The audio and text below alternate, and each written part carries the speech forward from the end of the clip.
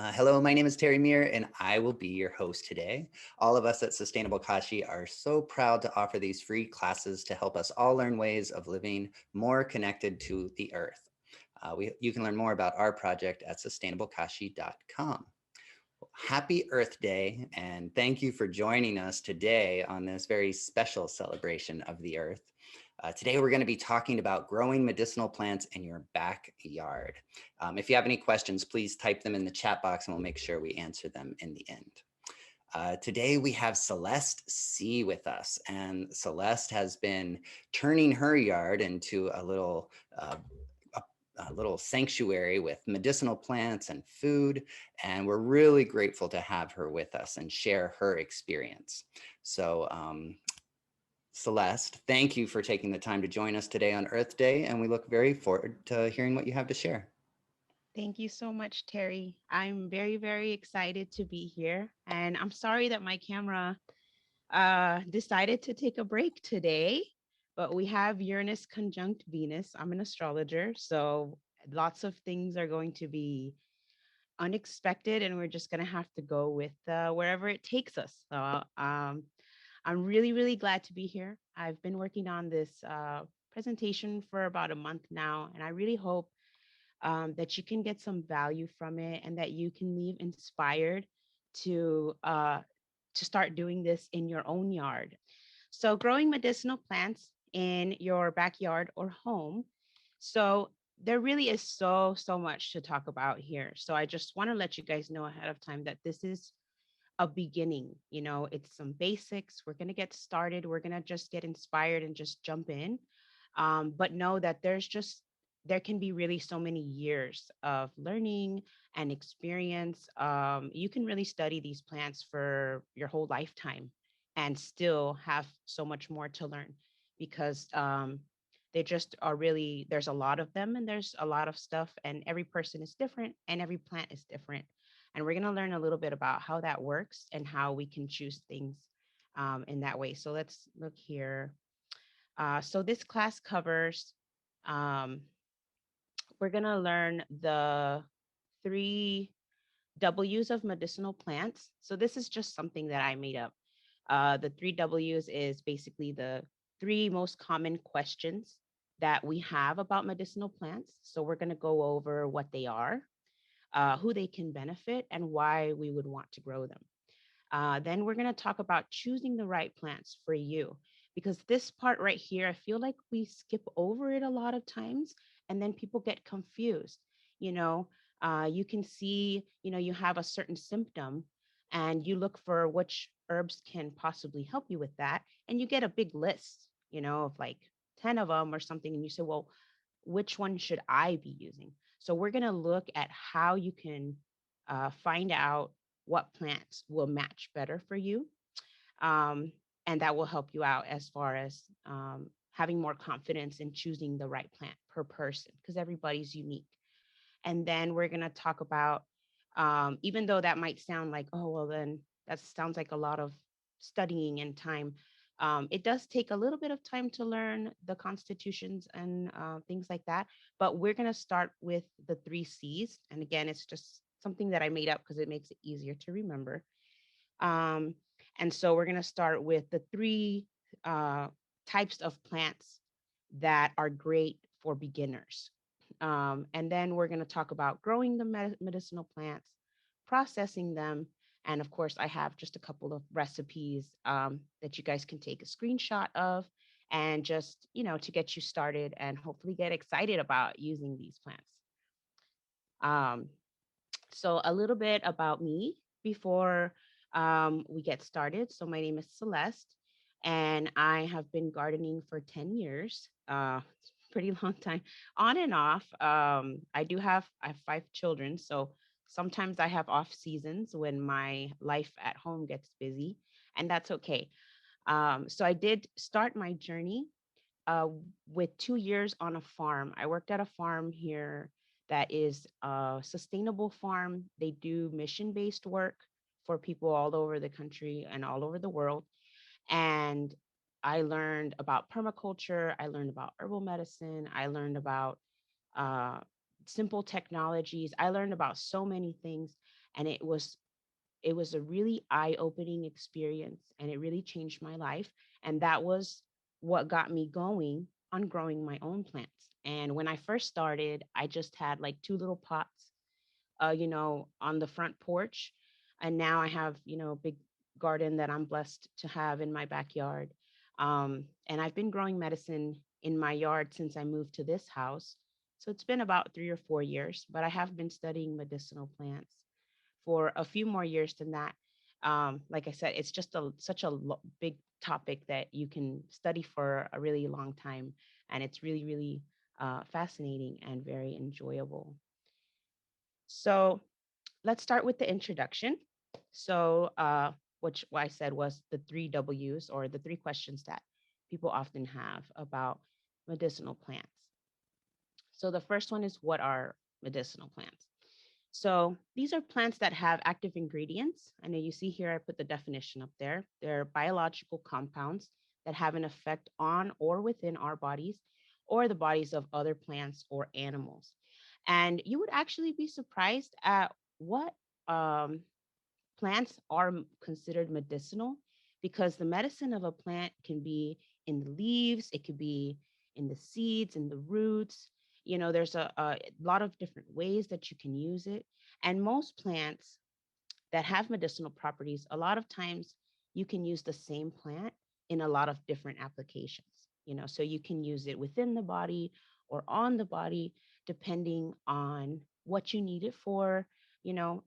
So there's a lot of um, ways that you can use just one plant, or start with just a small amount of plants, like a handful of plants, and just getting to know them and working with them in many ways. Each one, you can really get a lot of value from very few plants in your yard, or in your home. So these are some of the active ingredients that plants can have, that it would have they cause an action on or in our body. So it would be things like lipids, amino acids, phenolic compounds. Sorry for I'm a little rusty sometimes. Terpenes, alkaloids. So these are just examples of the things that are in the plants that can cause an action within our body, or what we would sometimes call a reaction, right? So sometimes a person can have a reaction to a plant, and that's basically, which is what's happening, is that these active ingredients are acting on the body and causing things. So sometimes it can help heal, but sometimes a person could potentially have an allergic reaction. So it's always important to start small when you're starting with the plant, and to start with the safer plants that have lesser known or no known reactions, and then moving outward from there as you grow in confidence and in learning. um, so why should I grow medicinal plants? A lot of people, we love to have a garden for a lot of different reasons. So if you look here, medicinal plants are really great because they can help you heal yourself. They can help us um, be very self-reliant. We could come up with our own solutions. It can be very empowering. It can be something that can help us feel like we have a sense of self-sufficiency. And so in that way, it works really well with the permaculture principles. Um, so you can also help heal others. You can use this to help your family. You can use this to help your community. You can really do a lot with the medicine, where you can, not just for yourself, but you can share it with other people. And it's a really great like a community um, building type of resource, because it's something that you can share with people, and it helps them, and it can start a conversation. It can also bring you more of a intimate connection with the plants. Like it can be very fascinating to grow a plant and then eat what you've grown, but to be able to heal something that ails you, it can also be very, very a very, very amazing experience. So it can also help you, like I said here on the thing, heal your garden. So the great thing about medicinal plants is that a lot of times they're also medicinal to their neighbors. So this is why we grow them as companion plants a lot of times, because they can actually provide benefits to plants that are growing around them.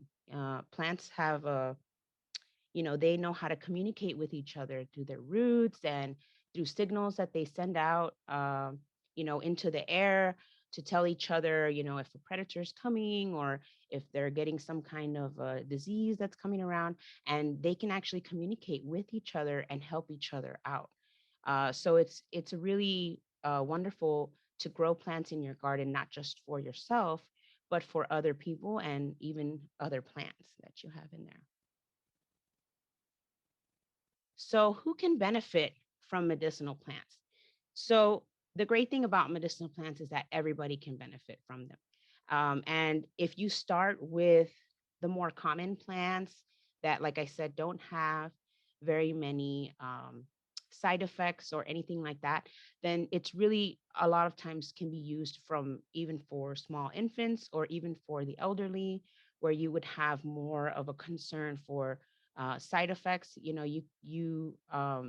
With traditional medicine, or sorry, with pharmaceuticals or something like that, you wouldn't have to feel quite so concerned when it comes to using them for people like your kids or the elderly, because they have less side effects. So they're more, you can feel confident using them for everyone.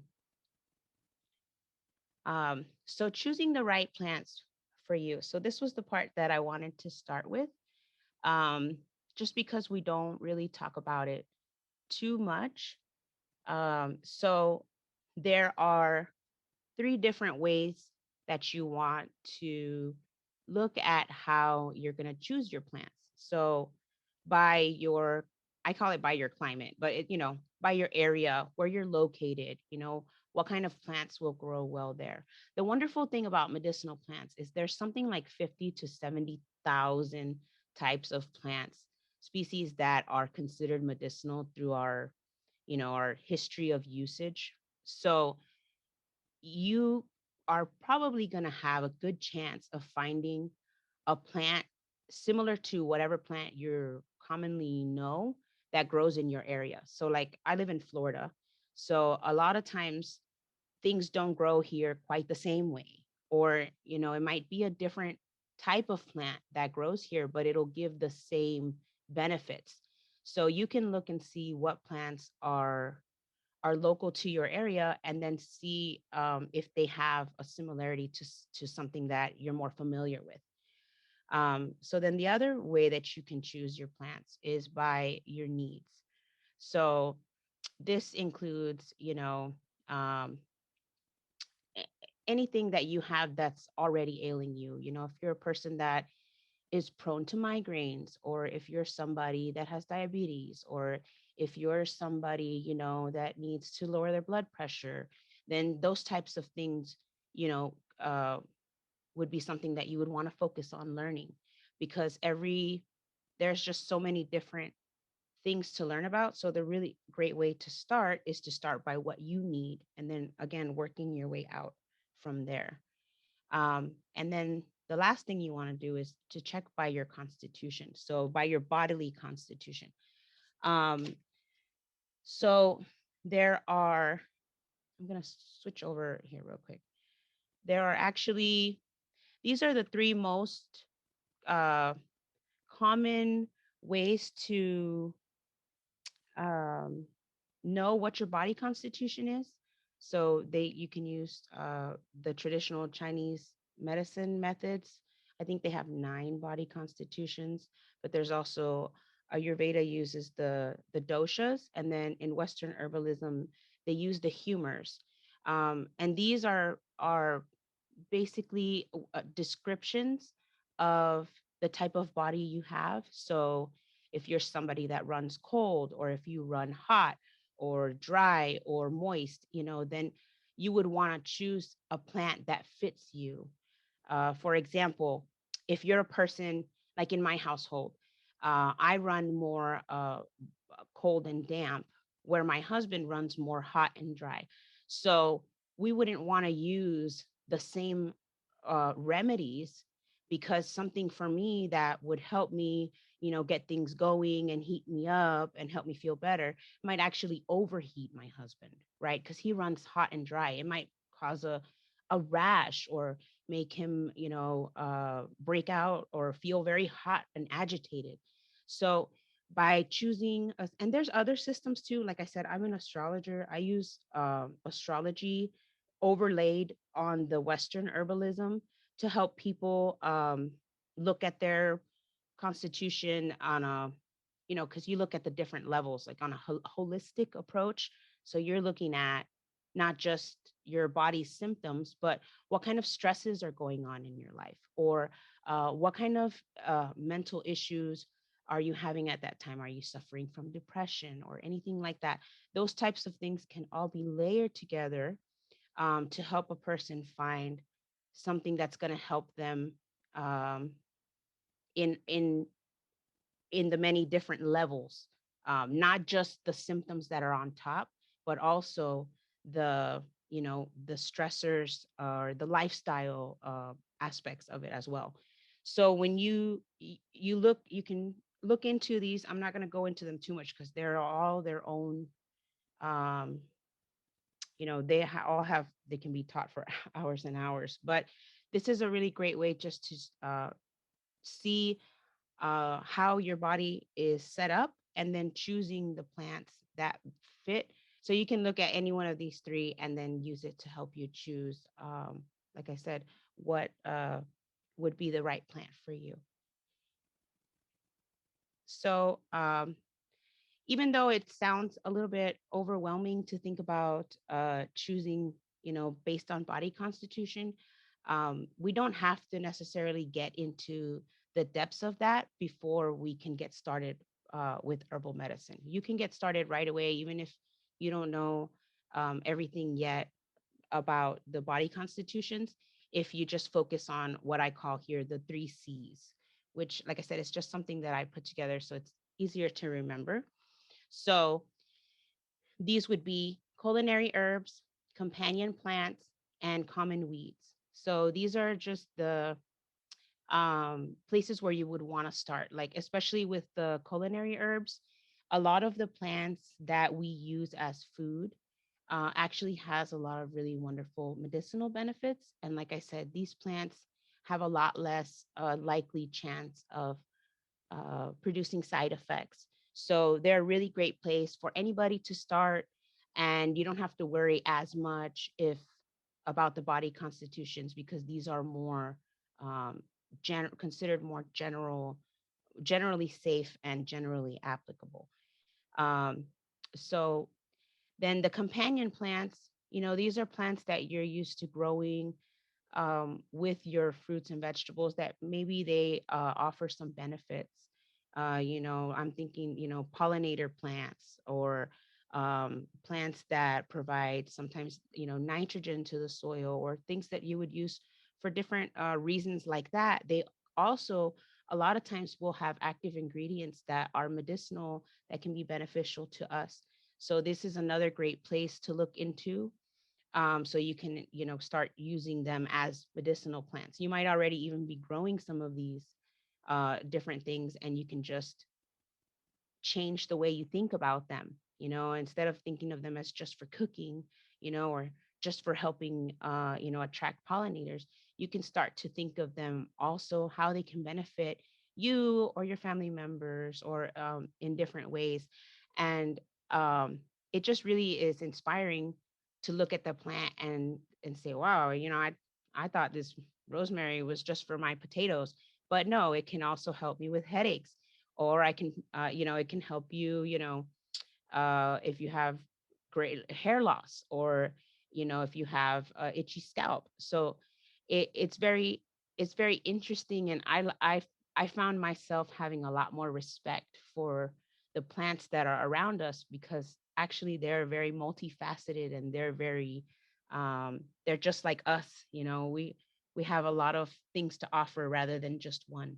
And a lot of the plants that we're growing are the same way. So common weeds, again, this is things that might already be growing in your yard. Like he mentioned the Terry mentioned the plantain. You can see, dandelion growing in your yard or different things like that that you can actually use medicinally. And these are you you depending on where you live, for the common plants, you may have to do some extra research and make sure that you don't have, something that does provide side effects, because I'm not sure what grows wild depending on where you are. So that's why I put this one third, because it's the one that would need more research compared to the other two, in order. So the culinary herbs are going to be the safest and easiest that you can just get really just jump right in there and start using them. And then companion plants, and then the common weeds, you'll want to do a little bit more research and just be sure of their safety, and also for your own personal needs, if you have any allergies or something like that that you would want to take into consideration. So before we look at some examples of the different plants in these three categories, I wanted to talk about food as medicine. um, so the uh, when we look at medicinal herbs, a lot of times we're used to maybe the the the medical route of looking at things from a more symptom based approach. And so the thing that's different about herbal medicine is that you're looking at it from a holistic approach. You're looking at it from a more of a preventative approach, where you're incorporating these foods into your life regularly, as opposed to waiting for an acute attack that you have to fix. There are definitely still things you can do for acute situations with herbal medicine. Absolutely, you can still use it that way. But the main thing to consider is looking at it more, like I said, instead of a curing situation, more of a whole well-being approach. And so that's why food as medicine is a really great place to start, because when we are eating medicinal plants on a regular basis, our bodies become more resilient, and they become like the tenacious weeds that you're eating. You get strong, and you're able to survive through things the way weedy plants do. They can live. You can find a dandelion growing in the crack of a sidewalk, and it's going to persevere. And a lot of times, when we use medicinal plants on a daily basis, we are going to find that we are also the same way. So I wanted to show you guys a quote here that I saw the other day. One of my friends that I used to work with at the farm, this is her Instagram handle, and she posted a drawing, and she had this quote here where she's studying nutrition, and she said she was talking about lead poisoning, and she was talking about how access to quality food could help um, somebody with elevated blood lead levels, because um, the micronutrients in the dark leafy greens can compete with um, the lead that's trying to attach itself, inside the body. And so I love what she says at the bottom here: diet can reduce harm. So it's not saying, oh well, it's just going to solve everything, or just go ahead and let your kids be exposed to lead. It's not what I'm saying. What I'm saying here is that it's amazing to know that by eating the right foods, we can actually, you know, mitigate, or just, turn things around, or cause less of an exposure. So I thought it was a really amazing example, just to show us how food can be medicine even before we're making it into medicine and processing it into an oil or any of those things. Just by consuming the right foods, we can see a lot of medicinal benefit. So the next three slides are just a few examples um, list just to show you guys some things that have medicinal value that maybe you're used to them being just like more common foods or common things. So here I have cayenne, garlic, lemon, which I misspelled, I apologize, and rosemary. And I already mentioned the rosemary. Like I said, it's great for it's great for a lot of things. You can use it for improving memory. Like I like to bring in some sprigs when my daughters are studying for school because they suffer a lot with math. And so it's a great way to help you boost your mood and boost your memory. But you can also use it, like I said, for headaches. You can use it for your hair and things like that.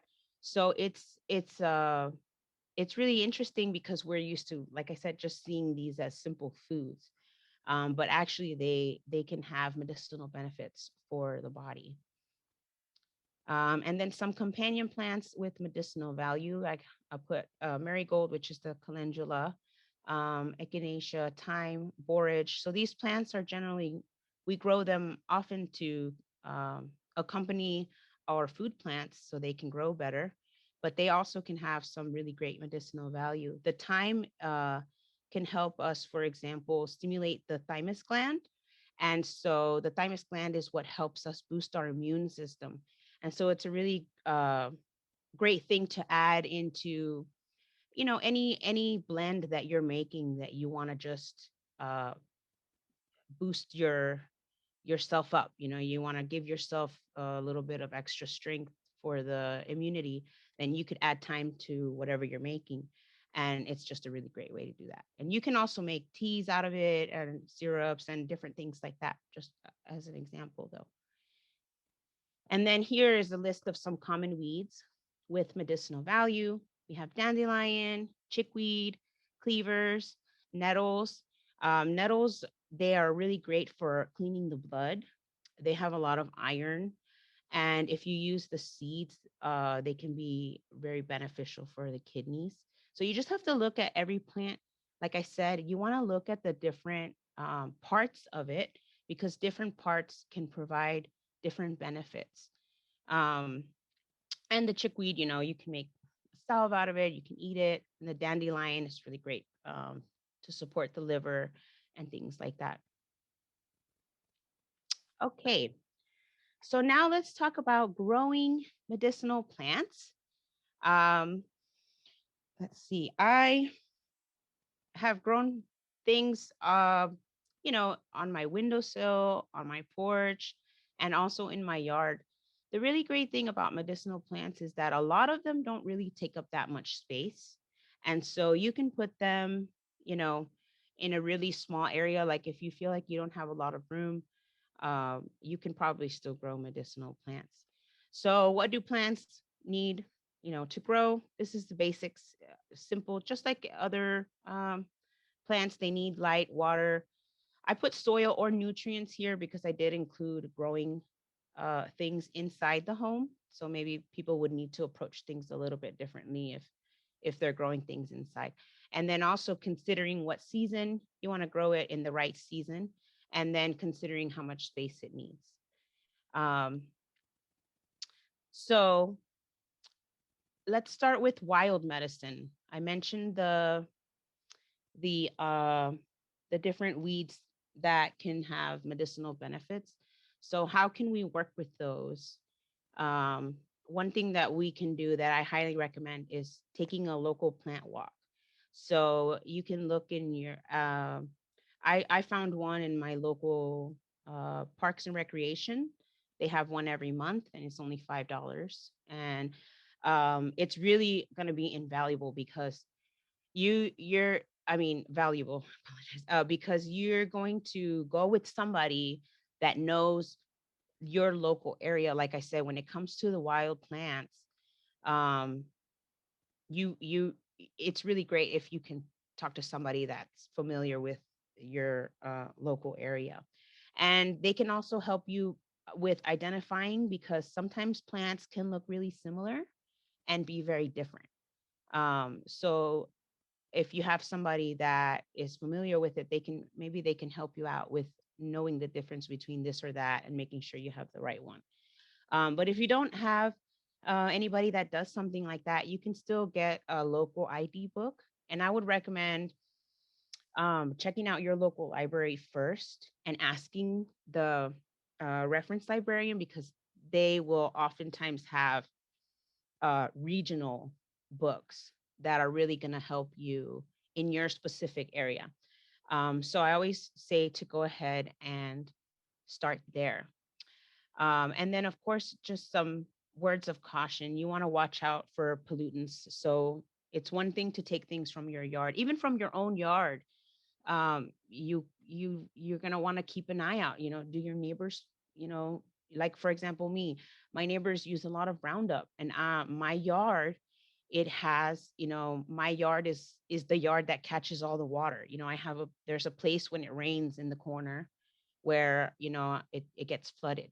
So if my neighbors are using stuff in their yard, even though I don't, my plants are gonna be more likely to pick something up, because I'm located where everything's going to come down. So you need to keep an eye on your on your surroundings before you pick something. And again, keep an eye out also in if you're collecting things from out in the areas, places like ditches or along roadways. Sometimes they can again collect contaminants in the sewer areas, along the ditches, or just like the exhaust from the cars passing by a lot. So it's just something to take into consideration. And then the last thing there is just to take only a third. Um, and different people have different, it's not like a hard set rule. This is just my personal preference. Don't take the whole plant, take a small portion, leave some for nature, and leave some so that the plant can grow, regenerate for next year. Um, and so those are just some general guidelines for tending to any wild medicine that you may want to incorporate. So, um, gardening in small spaces. So it is possible to be very successful growing medicinal plants in a really small space.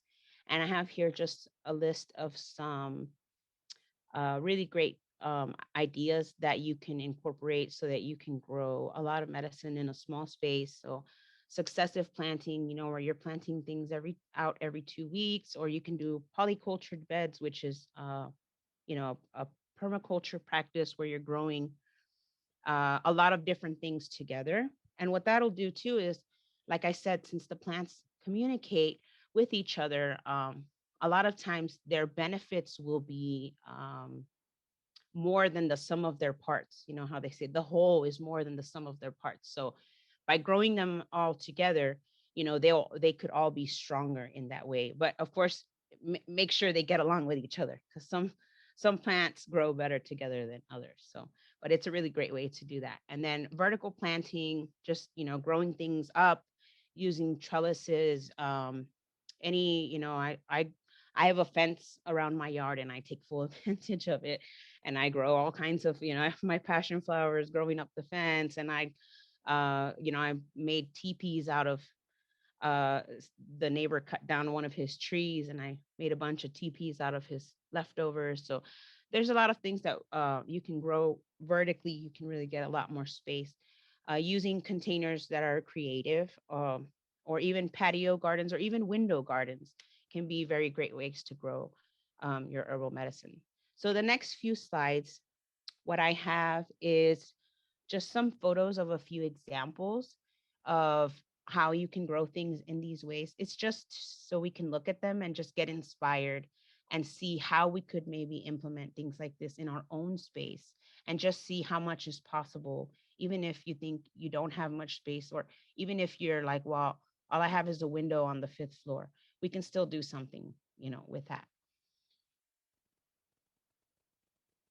So here we have a very intensive garden. This is a really great example of how you can put a lot of stuff in a really small space. The thing with doing something like this is that I would highly recommend planning. Like, get out a piece of paper, measure your yard, and especially if you have a really small space, take some measurements and see how much you can fit where and how much space each plant needs.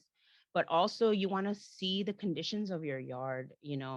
When does this part of the yard get shade? How much sun does it get at a time? Then you can decide what plants will grow where.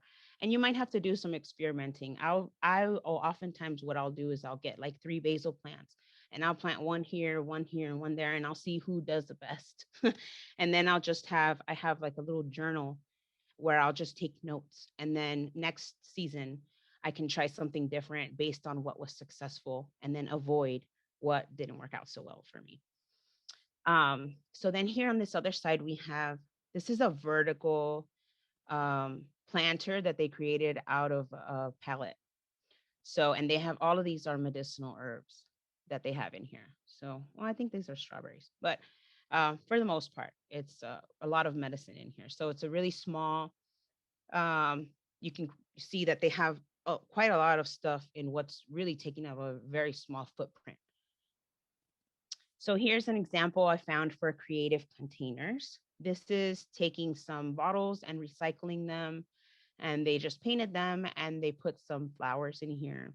And you could do something like this. This would be really great to do like the square foot gardening idea, where you can get again a lot of stuff in a small space. And the great thing about this, like this one in the back, is a lot deeper. So you can plant things that need to grow bigger back there, and their roots will be supported. So this is an interesting way to approach that. And then here we have somebody that's growing things inside. And I put her Instagram handle down here because I did take this picture. This is not my picture. So here, what she has is she actually took these racks that hang over the door, and she used them to put her plants in the window. And she really got a lot of, uh, really maximized a very small space. So this is a really great idea. If you don't have too much room, you can still grow some medicinal plants in the windowsill.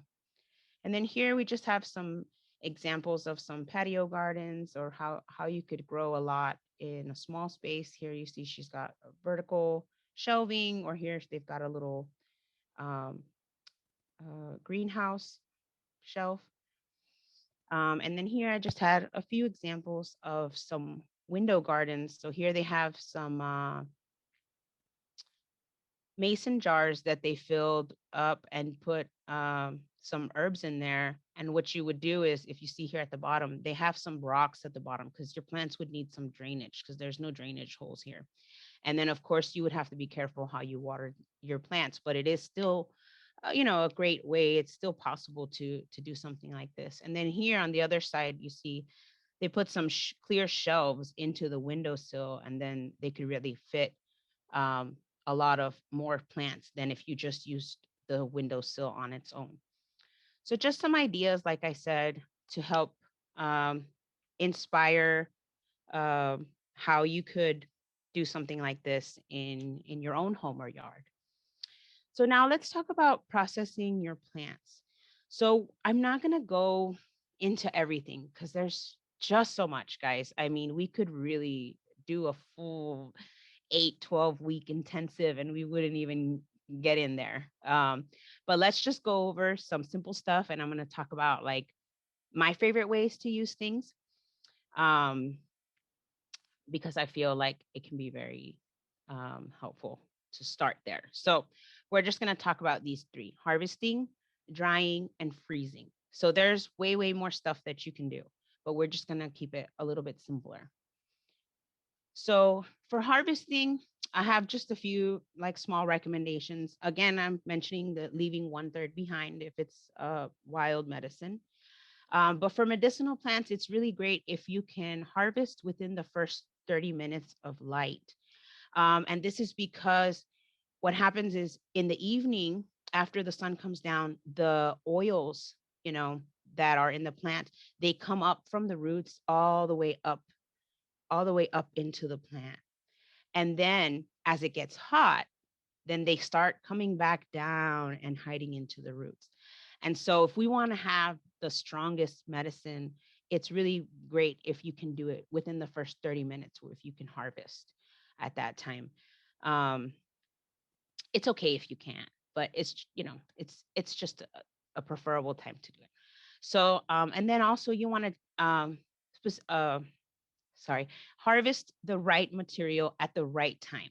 So you can be growing a plant for, several months, and then you're going to be harvesting things at different times. So in the beginning, you might just harvest the tender leaves.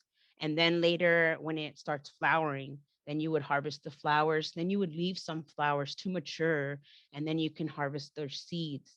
And then after you finish with the full cycle, then you could harvest the root later. So you would just want to know what time of year that specific medicine is, when it's available, so that you can make sure you're harvesting it at the right time. And just so you don't want to pull something up after you've cut the flower thinking you're done and you could have saved it and also processed the roots. So it's really great just to make sure you know all the different time frames for the different parts of the plant. So for drying, um, you just want to make sure that you don't put them in the sunlight. You can dry in a lot of different ways. You can put them into bundles. You can dry them in a rack. You can use screens. You can really do a lot of different things. The main things that you want to make sure is that you're not putting them in the sun. You want to make it warm, but not too hot, because you don't want to deteriorate things. And you want to keep the humidity low. You don't want it to be moist, because then you could get mold or different things like that. And then you just want to make sure there's enough room for circulation of air, again, for the mold and all of that stuff. So you want to keep your bundles small. If you're doing bundles, you don't want to make them too big, so you have enough space.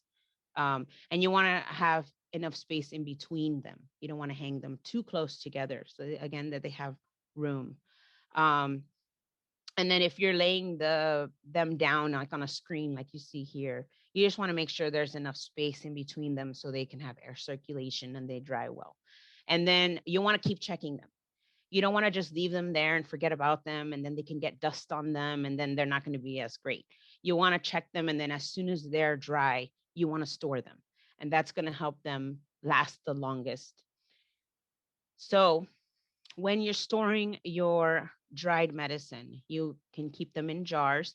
Um, you can buy jars. You can reuse jars, but you just have to know, it has to be the right kind of lid if it's a reuse jar. And then also you have to make sure, for example, sometimes there's like a little disc inside the lid that you would want to pop out, and just make sure that it's not still sitting in there, because it's hard to clean that if that little circle is still inside the lid. So you might need to take that part out if you want to reuse any jars. And then just make sure that you are labeling them. You want to put the name of the plant.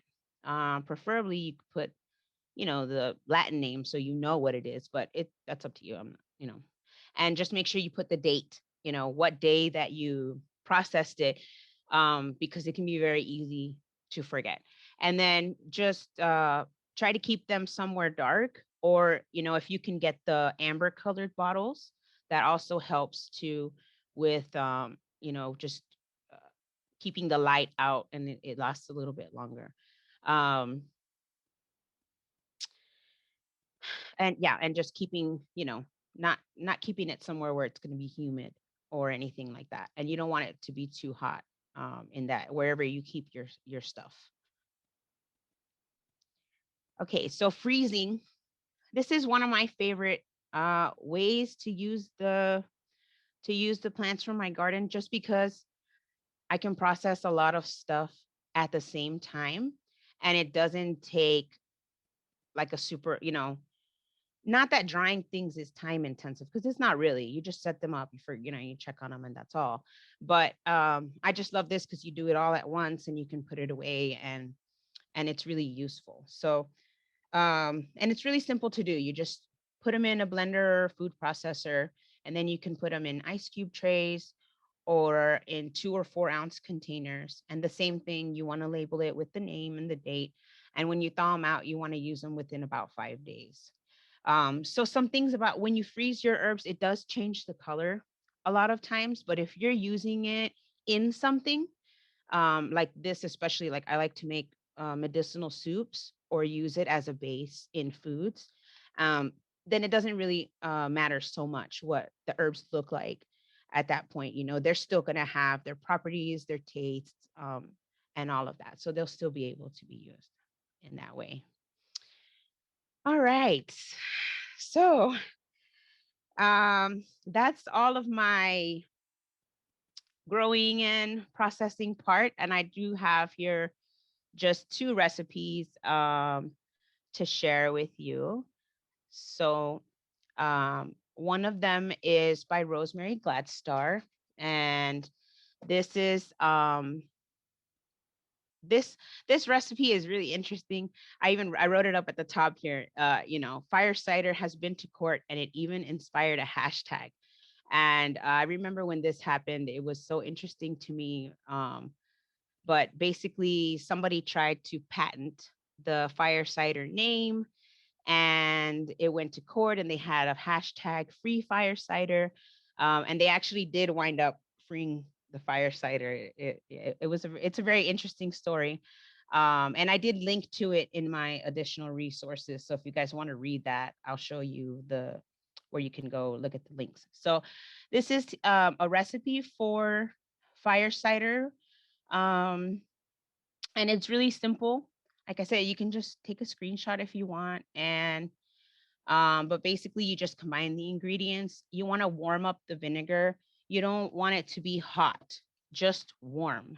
So they mentioned like 110 degrees specifically, but you just want to make sure that it's warm, and you just steep it in a warm place for 4 weeks. I like to keep mine by the window. For this stuff, it's okay if you do solar warming. You know, you can put it in the sun for this and it's all right.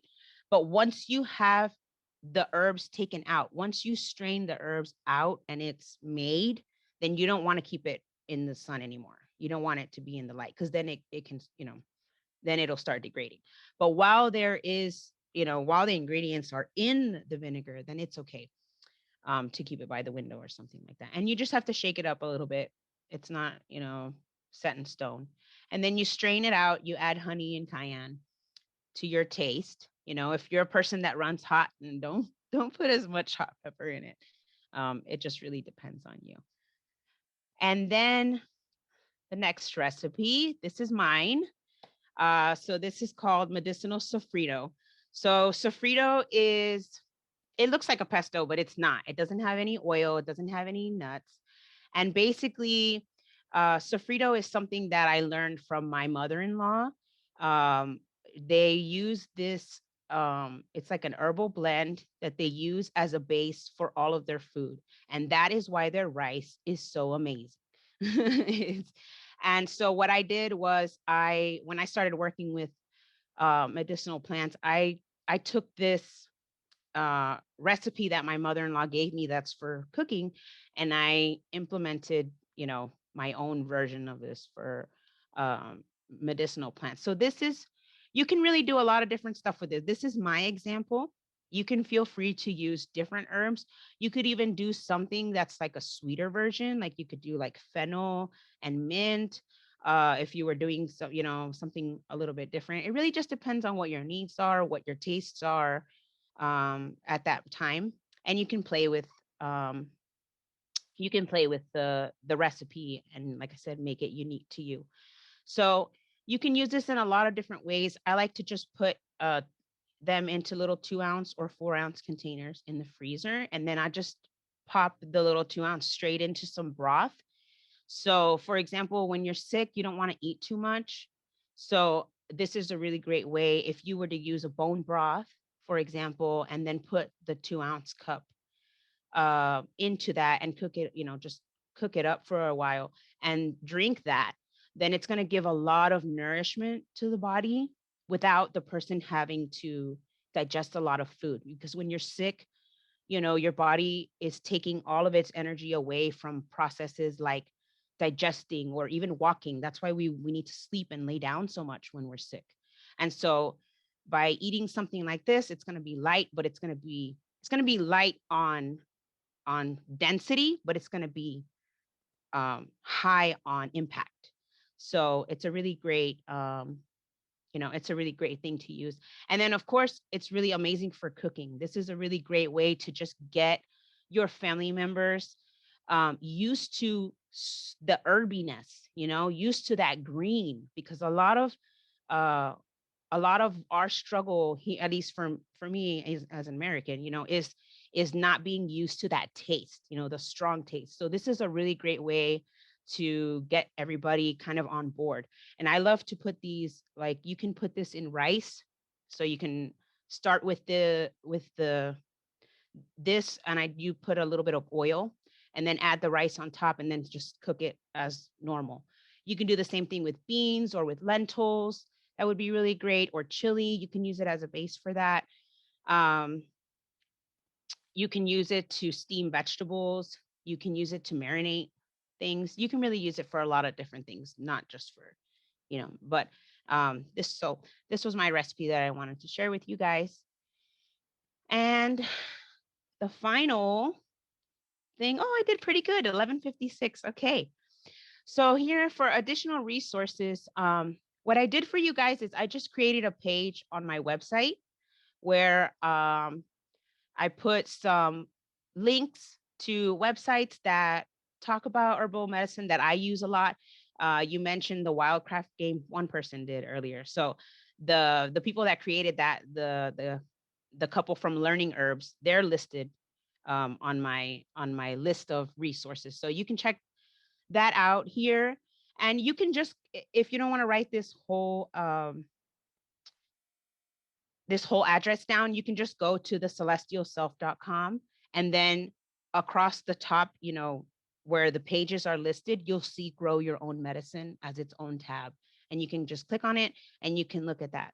And then later when they Terry and Amy finish the putting it up as a YouTube video, then I'm going to embed the YouTube video onto that page, so you guys can be able to come back and just look over everything over again if you want to, because I know it's a lot to take in at once. So, all right. Thank you, Celeste. It is so nice to hear your involvement with these plants. And I have a few questions for you, and I wanted to go deeper into your conversation on weeds. Okay. And I've always appreciated the idea that weeds are simply flowers that lack the gratitude and have a little bit of judgment. So the weeds are all just beautiful plants. And I like the idea that the medicine grows near the person that needs it. And I wanted to ask you if you've had any experience or seen that near your gardens. Oh yes, I see it all the time. Um, I like to think that the plants call to us. They call to me sometimes. A lot of times I'll have a plant that won't leave me alone. And what I mean by that is not trying to offend the plant, but just I keep seeing it everywhere. I'll see it on the sidewalk. I'll see it at the doctor. I'll see it in my yard again. And I'll be like, what is this? And I think a lot of times if you have a plant that keeps coming up to you like that, you want to pay attention. And maybe that plant thinks that you are the human that can, you know, uh, give it the respect that it deserves. I feel like I was having this conversation with one of my plant friends the other day on Instagram, and I said, "Well, let's just agree to disagree," because she was talking about weeds, and she was talking about invasive species as a weed, and I get her on that. But I feel the same way as you, Terry. I feel like weeds have been given a bad rep, and actually. Uh, there's a lot of good to be said about being a weed. And people find weeds annoying because they can make it through anything. And there's so much to be learned from having that kind of personality, that a lot of people don't show, like you said, the respect that they deserve. But um, if you like, I totally agree with what he said. If there's a plant that um, you need, a lot of times it'll show up in your life. Oh, I have a really great story. Okay, so I started. Oh, and I did want to talk about this, but I didn't write it when I rewrote my presentation. I think it got edited out. But I wanted to tell you guys that when you're starting on your medicinal plant journey, tell people about it. Tell people that you're doing this, and you will be surprised at the plants, at the information, at the everything that comes your way when you start doing that, when you talk about it. I was telling my friend that I was starting, I've been growing all these medicinal plants, and I gave her an oil that I had made, and I was raving about it. And I said, "Oh, you need to try this. Put it on. It's great for headaches and all this." And she comes to me the next week and she says, "Oh, that oil was so great. It helped my headaches so much. I went right to sleep." She says, "We're moving next week, and we're moving to a campground." And she's my all my I guess all my friends are plant friends, but my friend works at a landscaping place, and she says, "And I'm moving, and I can't take my passion flower. It's too big, can I give it to you?" And I said, "Yeah, of course." And when she brought the passion flower, lo and behold, it was the medicinal one. And it was a medicine that I had been needing, because it's really great for women's issues, but it's also great for relaxing. It's great for anxiety and things like that. And so it's good for me and also for some of my kids. And that's how that plant wound up coming into my life. It just showed up like that. So I think that, like he said, definitely a plant can come into your life in that way. And if it does, then you can call it your plant ally, because from what I've learned, all of us, every human has 7 allies um, that come into their life. So if you have a plant that is presenting itself to you a lot, that may be one of your allies. It may be one of the plants that you're meant to work with. Because Mm. each of us, just like we each have a body constitution, we also each have like a plant type, like certain plants that we are meant to work with and they're meant to work with us. And you'll also find, if a plant is your ally, it grows really well for you. Like, I have a lemongrass in my yard, and it grew bigger than my house last year. Like, it was taller than my home, and I barely even took care of it. But it just really took to me. It just really, really grew for me. So I think there's a lot. I think there's definitely a lot to that. If you can look and see which plants are calling to you, I would definitely start there too. I really love the idea you're introducing of the interconnectedness and the conversation that's happening with nature all around us. And I think it's such a beautiful conversation if we pay attention. And I loved the way you tied TCM in with the traditional herbalism and the Ayurvedic sciences. And that interconnectedness, I think, is such a open-minded approach. And I was wondering if you knew any resources for finding out interactions with Western medicine and herbalism that might help people. Well, let's see. For Western herbalism, I learned a lot of that from uh, Sanjay. I think his name is Sanjay Papam. It's a really interesting. It's Sanjah is his first name, and he runs the Evolutionary School of Herbal Medicine. So he does he goes a little bit deep. Sometimes I feel like when I do his classes, it's like that professor that I'm lost again. I need to take notes when he talks. He does kind of dive deep, but he talks a lot about Western herbalism, and he also is the one that uh, overlaid overlays astrology with the Western herbalism. So that's a really great place to start, where I think you can kind of see the correlation from here. He works out of Washington State, so he has a lot of knowledge. He went to college uh, herbalism actually. So, but yeah, I see that it's because he teaches. He's the one that taught that originally, um, where he um was the one that told me about the. He was the one that laid the doshas, the humors, and the different constitutions over each other, and showed us the similarities in one of his classes. And there really are a lot of similarities. Even like, we here in the US, we use the ectomorph, endomorph, mesomorph. So it's kind of the same, there's a lot of overlap there. It's not the exact same thing, but there's a lot of overlap there is to just like you would not exercise to a different body type. It's the same way with plants, and it's the same way with medicine. You want it to match who you are, and again, the plant that you're meant to work with. And the astrology, it does the same thing. It layers your you look in your chart and you're layering the modes and the elements, and they're very similar to the doshas and the humors. So there's a lot of overlap there, because a lot of the plant knowledge comes from the same kind of esoteric place. Like we kind of all start in the same place. We may interpret it or say it in different ways, but the information is, you know kind of the same thing. That's Not It's not the beautiful. same, but it is. Yeah, there's so much wisdom in recognizing those similarities. And I really appreciated the fact that you brought it up. I only have one more question for you, and I think a lot of us have the same question, and that's how do we get in touch with you and how do we follow your work? Oh, wow. Yeah. So if you guys want to uh, get a hold of me, you can check out my website, which is down at the bottom, thecelestialself.com.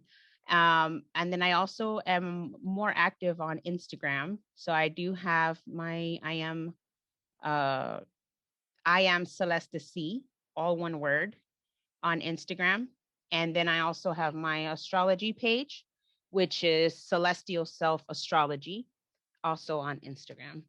And then if you go to my website, you can sign up for my email newsletter if that's something that you would be interested in. I don't send it out every month. I'm going to be honest with you guys. It's every 2 or 3 months, because I don't like to send things out just to send them. If I have something quality that I worked on that I wrote up, then I will send it to you guys. And then I like to also make PDFs of things I love using, like charts.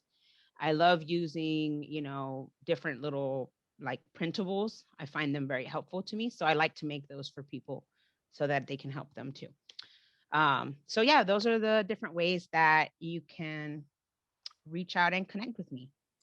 Well, I really want to thank you for taking the time to share your knowledge and your passion with us today. It's been really insightful, and I really appreciate you.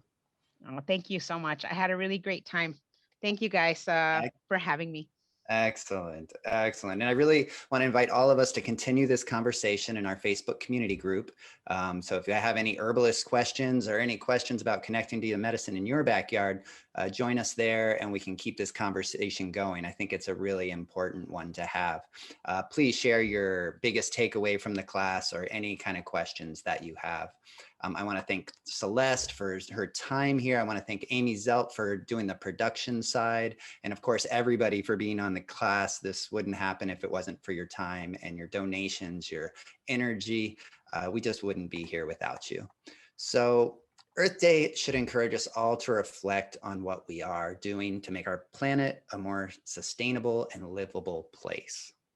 This is a quote that I've really appreciated in my life. And I kind of believe that we're all here to make a difference. So let's take this day to really reflect what we should be doing every day and get our medicine in our backyard, get our food growing locally, and start building that community around us that's really going to change the world into a loving and abundant space. So thank you everybody for being here, and we look forward to seeing you next week.